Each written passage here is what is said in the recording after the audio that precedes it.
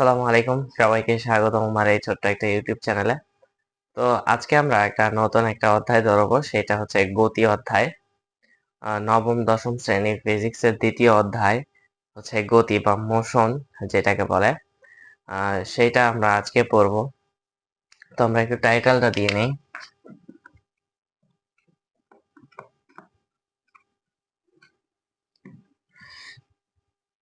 গতি যদি শিখতে চাই, আমাদের প্রথমেই শিখতে হবে গতি কি ধরনের রাশি। রাশি কাকে বলে? রাশি হচ্ছে ভৌত জগতে যা কিছু পরিমাপ করা যায় তাকে রাশি বলে। তো ভৌত জগতে এমন কিছু আছে যেগুলো পরিমাপযোগ্য, অর্থাৎ আমরা যদি একটা মনে করি যে এই বোর্ডটা কতটুকু দৈর্ঘ্যে দৈর্ঘ্য আছে এবং কতটুকু প্রস্থ আছে সেটা পরিমাপ করা যায়। কিন্তু আমরা যদি ভাবি যে দুঃখ পরিমাপ করা যায় না, অর্থাৎ আমরা যদি বলি যে কতটুকু বা কি পরিমাণ দুঃখ, সেটা কিন্তু মানুষের আহ ব্যবহারে প্রকাশ পায়, কিন্তু সেটা কোনো রাশি বা কোনো ফলাফল দেওয়া সম্ভব হয় না। সেটাকে আমরা বলে থাকি আহ মোটামুটি এটা রাশি নয়। এবং রাশির যে বিষয়টা, সেটা মোটামুটি দুইটা ভাগে ভাগ করা হয়। একটা হচ্ছে স্কেলার রাশি বা যেটা শুধু মান থাকে, এবং আরেকটা আছে ভেক্টর রাশি, মানের সাথে সাথে দিকও বলে দিতে হয়। অর্থাৎ আমরা যদি হিসাব করি স্কেলার রাশিটা, যদি আমরা বলি যে 500 কেজি, 500 কেজি, 500 কেজি একটা ভরের একটা বস্তু যদি আমরা বলি, তো ওইটা কিন্তু বলা হয় না যে 500 কেজি ভরের বস্তু এইদিকে বা 500 কেজি ভরের বস্তু এইদিকে। কিন্তু আমরা যদি ওজন লিখি, যে যদি 50 নিউটন ওজন, 50 নিউটন ওজনের একটা বস্তু, সেটাকে কিন্তু বলে দিতে হবে যে কোন দিকে 50 নিউটন ওজন কাজ করছে। সেটা নিচের দিকেও হতে পারে, উপরের দিকেও হতে পারে, বা সাইডে আশেপাশে হতে পারে। তো আমরা আর একটা বিষয় থাকে, সেইটা হচ্ছে আমাদের স্কেলার রাশি। স্কেলার রাশি আমরা স্কেলার রাশি দেখি। স্কেলার স্কেলার রাশির মধ্যে আমরা কি কি পাই, সেটা হচ্ছে আমরা দৈর্ঘ্য পাই। দৈর্ঘ্য আমরা যদি স্কেলারের যদি মধ্যে যদি ধরতে যাই, ভর হচ্ছে স্কেলার রাশি। এবং তারপরে আমরা যদি আরেকটা বিষয় দেখতে চাই যে ভেক্টর রাশি কোনগুলো।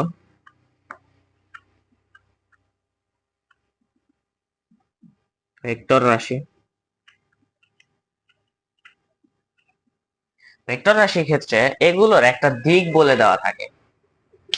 অর্থাৎ এটা দিকটা কিরকম ভাবে বলে দেওয়া থাকে, যে আমরা যদি একটা নিই, যে তুমি কোন দিকে যাবা। তুমি যদি বলে এটা হচ্ছে হলো, এটা পূর্ব দিক, পশ্চিম, পূর্ব পশ্চিম, উত্তর এটা, দক্ষিণ এটা। যদি বলে যে দক্ষিণ দিকে যাও 5 মিটার, দক্ষিণ দিকে 5 মিটার, এবং যদি বলে পূর্ব দিকে আরো 5 মিটার যাও, তখন 5 মিটার এরকম হবে। এইটা হচ্ছে আমরা বলতে পারি যে এইটা একটা ভেক্টর ফরম্যাট। তো ভেক্টরের ক্ষেত্রে যদি আমরা দ্রুতি বলতে চাই, দ্রুতি হচ্ছে হলো আমাদের স্কেলার রাশি। কিন্তু দ্রুতির পরিবর্তে আর একটা জিনিস থাকে, সেটা হচ্ছে ভেক্টর রাশি। এটাকে বেগ বলে দিতে হয়। তারপর হচ্ছে হলো ত্বরণ, ত্বরণ ভেক্টর রাশি। এবং তারপরে আমরা যদি আরেকটা বলতে চাই, সেটা হচ্ছে বেগ, ত্বরণ। তারপরে আমরা মন্দনও ভেক্টর রাশি ধরতে পারি, মন্দন তো ত্বরণেরই একটা অংশ। তো এই ঘোড়ায় আমরা ওজনও লিখতে পারি, ওজনও লিখতে পারি। এই সাইডে কাজ হচ্ছে ভেক্টর স্কেলার রাশি, কাজ স্কেলার রাশি, শক্তি স্কেলার রাশি, শক্তি স্কেলার রাশি। তো এই কয়টাই মোটামুটি হচ্ছে আমাদের স্কেলার রাশি এবং ভেক্টর রাশি। তো ভেক্টর রাশির ক্ষেত্রে যদি এরকম দেওয়া থাকে, কোনটা, অর্থাৎ কোনটাই বলে দিবে যে কোন দিকে, দিক বলে দেয় কোন, অর্থাৎ ভেক্টর রাশির ক্ষেত্রে দিক বলে দেয় কোন। এবং এই ক্ষেত্রে আবার যদি বলে যে ডান দিকে, ডান দিকে, তখন এটা 0 ডিগ্রি। এবং যদি বাম দিকে বলে, বাম দিকে, এই এই বিন্দুর সাপেক্ষে বাম দিকে যদি বলে, তাহলে 180 ডিগ্রি এই দিকে। অর্থাৎ এই জায়গায় কিছু একটা সাইন আর কসের বিষয়টা, সেটা হচ্ছে আমরা ভেক্টর রাশিতে পাই। তো আমাদের মোটামুটি স্কেলার এবং ভেক্টর রাশির মধ্যে পার্থক্য আমরা বুঝতে পারছি। এবং এরপরে আমরা শিখব যে দ্রুতি এবং বেগের মধ্যে পার্থক্য। দ্রুতি এবং বেগ, অনেকটা সময় মনে হয় যে দ্রুতি এবং বেগ দুইটা একই। অর্থাৎ আমরা যদি একটা বিষয় দেখি, এই এই চিত্রে যদি আমরা আসি, দ্রুতি হচ্ছে সেই সেই সেই স্পিড বা বেগ, সেটা হচ্ছে এই দিকে যতটুকু গেছে এবং এইটুকু যতটুকু গেছে। অর্থাৎ এইটা আর এইটা যোগ করলে আমরা কত পাই? এটা আর আমরা এটা যোগ করলে পাই 10 মিটার। যদি এইটা যদি টি সেকেন্ডে যায়, টি সেকেন্ডে যদি এই জায়গা থেকে এই জায়গায় যায়, তখন এইটা হবে এত বেগ। অর্থাৎ অতিক্রান্ত দূরত্ব বাই সময়কে আমরা বলি দ্রুতি। দূরত্ব হচ্ছে দূরত্ব দূরত্ব এবং সরণের মধ্যে পার্থক্য। দূরত্ব হচ্ছে আমরা যে যে মোট যে অতিক্রান্ত, যে আমরা পথটা যাই, সেটা হচ্ছে আমাদের দূরত্ব বলে থাকি। এবং আর একটা হচ্ছে দূরত্ব এবং সরণ। সরণটা হচ্ছে একদম সরল রৈখিক, অর্থাৎ আদি বিন্দু থেকে শেষ বিন্দু পর্যন্ত এর মধ্যে যে কম সংখ্যক দূরত্ব, অর্থাৎ কম সংখ্যক যে অতিক্রান্ত দূরত্ব, সেইটাই হচ্ছে আমাদের সরণ। কম সংখ্যক দূরত্ব বা সরল রৈখিক, এটা হবে সরল রৈখিক। সরল রৈখিক অর্থাৎ এইটা আমরা যদি পিথাগোরাসের উপপাদ্য বসাই, তখন এইটা হবে 5 এটা হবে রুট, এটা হবে এত দূরত্ব। এখন এটা যদি আমরা ধরতে যাই, এটা হচ্ছে আমাদের সরণ, এটা আমাদের সরণ। সরণ হচ্ছে সরল রৈখিক দূরত্ব অতিক্রম করে। এবং দূরত্ব হচ্ছে আমাদের মোট যে পথটা, সেটাই হচ্ছে দূরত্ব। সেইটার ক্ষেত্রে আমরা যদি দ্রুতি বলতে যাই, দ্রুতি হচ্ছে হলো মোট অতিক্রান্ত দূরত্ব ভাগ সময়। আর আমরা একটু লিখি দ্রুতি, দ্রুতি হচ্ছে হলো দূরত্ব ভাগ সময়। আর আমরা যদি বেগ বলতে যাই, সেই ক্ষেত্রে সরণ ভাগ সময়।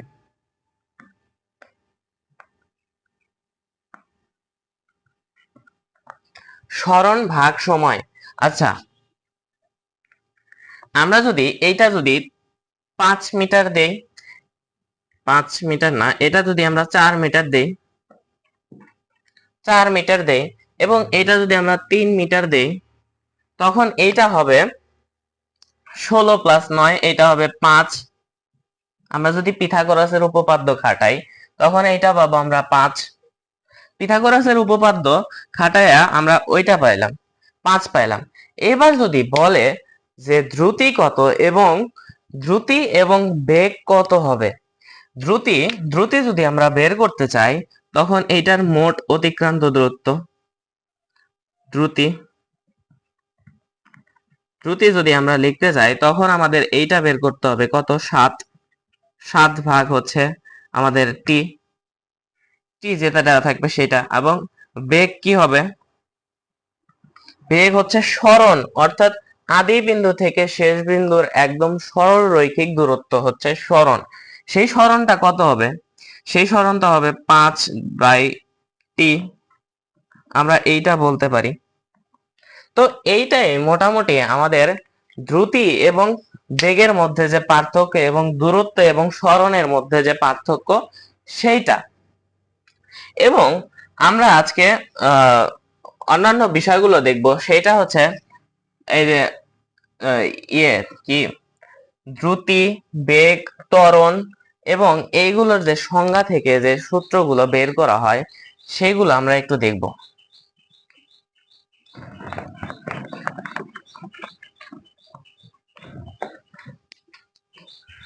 তো আমরা ত্বরণ দেখি, ত্বরণ কি জিনিস। ত্বরণ ত্বরণ যদি আমরা দেখতে চাই, একটা ধরো একটা রাস্তা নেই, আমরা একটা বস্তু নিছি, এই জায়গায় একটা বস্তু নিছি, আচ্ছা না একই বস্তু, এই জায়গায় একটা বস্তু, এর উপর একটা বল প্রয়োগ করা হচ্ছে, মানে একটু ঠেলা হচ্ছে।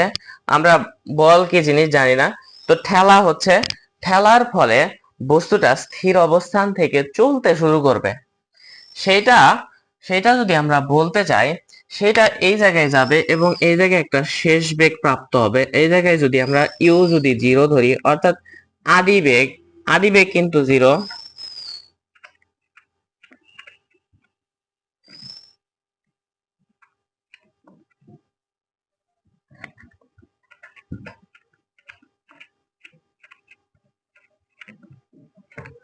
আদিবেগ জিরো, এইখানে একটা ভি বেগ প্রাপ্ত হবে, অর্থাৎ আদিবেগ যদি আমরা ইউ ধরি, এইখানে একটা ভি বেগ প্রাপ্ত হবে। প্রাপ্ত হওয়ার ফলে আমরা যে বিষয়টা দেখব, ত্বরণ আসলে কাকে বলে। ত্বরণ হচ্ছে হলো একক সময়ে অতিক্রান্ত যে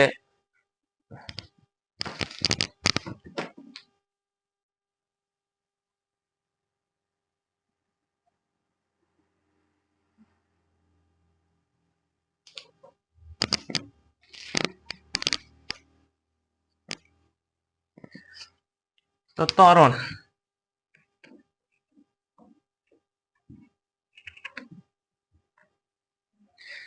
ত্বরণ জিনিসটা কি? ত্বরণ জিনিসটা হচ্ছে কোনো বস্তু যদি আমরা নেই, এর এর উপর একটা বল প্রয়োগ করা, মানে একটা ঠেলা হলে বস্তুর একটা বল মানে বেগের পরিবর্তন হবে। তো ত্বরণ কাকে বলে? আমরা জানি ত্বরণ হচ্ছে বেগ বৃদ্ধির হারকে ত্বরণ বলে। অর্থাৎ বেগ বৃদ্ধির যে হার, আমরা এ ত্বরণটাকে এ দ্বারা প্রকাশ করি। বেগ বৃদ্ধির হার অর্থাৎ বেগ বৃদ্ধি, যদি ভি, এটা যদি ইউ হয়, এটা যদি আদিবেগ যদি ইউ হয়, আদিবেগ আদিবেগ যদি ইউ হয় এবং শেষ বেগ যদি ভি হয়, তখন বলছে যে বেগ বৃদ্ধির হার টি সেকেন্ড পর এত বেগে প্রাপ্ত হয়। তো বলছে যে বেগ বৃদ্ধির হারকে ত্বরণ বলে। বেগ বৃদ্ধিটা হচ্ছে ডেল ভি। আমরা কোনো কিছুর পার্থক্য বা বৃদ্ধি হলে আমরা ডেল লিখি, ডেল ভি। বেগ বৃদ্ধির হার, আমরা কেমনে বুঝি? একক সময়ে যে পরিবর্তনটা হয় সেইটাই হচ্ছে হার। আমরা একক সময় একে যদি আমরা সময় দ্বারা ভাগ দেই, তখন আমরা দেখব এটা হচ্ছে বেগ বৃদ্ধির হার। বেগ বৃদ্ধির হারকে আমরা ত্বরণ বলে থাকি। তো এই ক্ষেত্রে বেগ বৃদ্ধিটা হবে শেষ বেগ মাইনাস আদি বেগ, অর্থাৎ বড়টা থেকে ছোটটা যদি আমরা বিয়োগ দিই, তখন আমরা কিন্তু পার্থক্যটা পাবো। তো সেইটাই হচ্ছে আমাদের পার্থক্য, এবং এইটা হচ্ছে টি ডিভাইডেড টি এ। এইখান থেকে আমাদের এইখানে টি সেকেন্ড পর যে বেগটা হবে, শেষ বেগটা হবে, সেইটা সূত্র পাই। সেটা হচ্ছে v minus u equals to at. এবার আমরা যদি ইউ কে এই সাইডে পাঠায় দেই, তখন হয়ে যাবে ইউ প্লাস এটি। তো আমরা এই সূত্রটা একটা সূত্র পাইছি, এবং আর একটা সূত্র আমরা যদি দেখতে যাই, ওইটা হচ্ছে আমাদের সরণের যে সূত্রটা কেমন আমরা একটু দেখি। তো আর একটা ক্ষেত্রে বেগ, এবার বলছে যে বেগ কাকে বলে। বেগ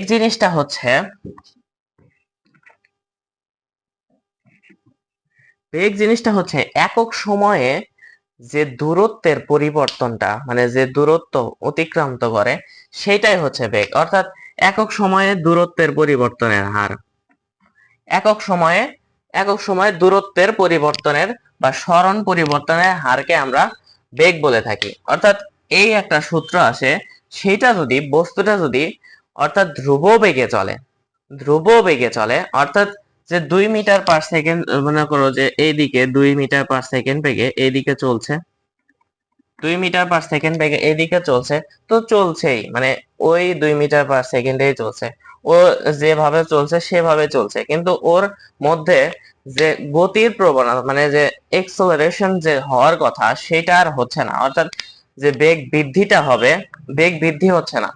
সেই ক্ষেত্রে আমরা এইটা বলতে পারি যে এস, এইখান থেকে আমরা এসটা বের করে নিব, অর্থাৎ এখানে আমরা এসটা সরণ বের করে নিব, এস ইকুয়ালস টু ভিটি। আমরা যদি হিসাব করি যে এইখানে আমরা একটু লিখে দিই, এস হচ্ছে এখানে সরণ,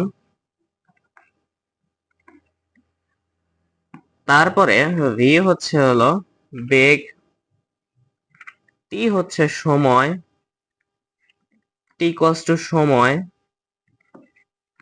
টি কষ্ট সময়, এবং এখানে এ হচ্ছে ত্বরণ।